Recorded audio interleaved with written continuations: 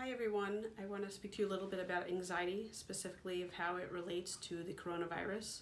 So first of all, most people know what anxiety is, but it's a very uncomfortable feeling inside. It can create all different types of feelings: sweaty palms, heart racing, chest pain, shortness of breath, all different things in different people. Some people feel it in their stomach, some people get headaches. We all know what anxiety is. Anxiety is actually a really good thing because it helps us protect ourselves. It's why we know how to do social distancing now and how to be careful, hand wash and things like that. People that aren't anxious aren't taking care to protect themselves during these times. However, anxiety, just like everything else, in too much becomes something that's not good for us. So we have to manage our anxiety, make sure it stays in a place that's helpful for us to protect ourselves, but not hurtful for us to get in a place where we're just obsessing or worrying or anxious or just really uncomfortable inside. So Corona is something new, the coronavirus, and so everyone, even people that don't struggle with anxiety, is feeling more anxiety during these times.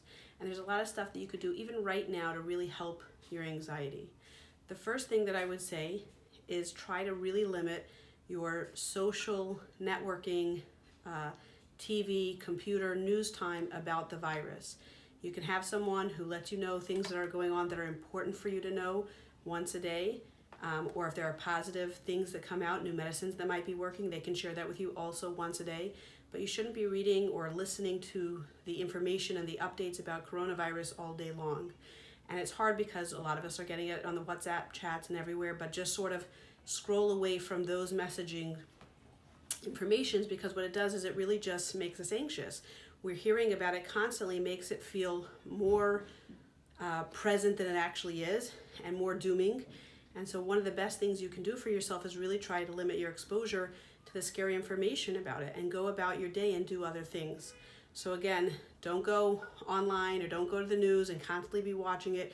If you're feeling anxious, try and limit your exposure to all the information about coronavirus. Now, it's really hard what I'm just suggesting because we're curious. It's a little addictive. And it makes us feel this sort of false sense of control. If I'm constantly listening to the news, then I can know how to protect myself. But as long as you have someone letting you know things that you need to know, it's a false sense of control, and it's best to sort of let that go. So I would say the first thing that you can do immediately is put away that constant information and news updates about the coronavirus. Another thing that's really, really helpful is try positive thinking and positive self-talk. Very often we don't realize how much we are thinking negatively about things. You know, the whole world's going to come to an end. I'm going to get sick with coronavirus. Someone I love is going to get sick with coronavirus. If we do get it, we're going to die. The likelihood is that even if you get it, that you're not going to die. And so just as easy as it is to think negatively and scary thoughts is as easy, well, maybe not always so easy, to think positively. I'm probably not going to get it, and if I get it, I'm going to be okay.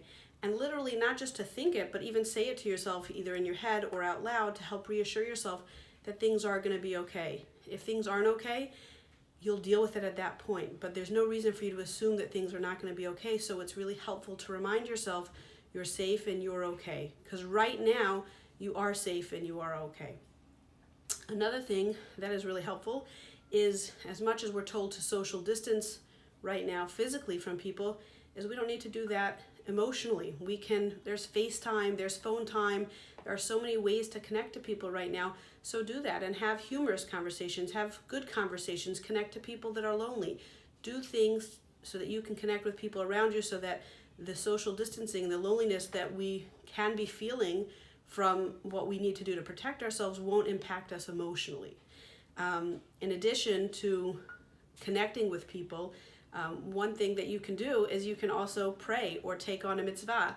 Those things are great spiritually, but they're also really good psychologically because it gives us a sense of control over something that we don't have much control over about. It makes us feel that there's someone higher up there watching out for us.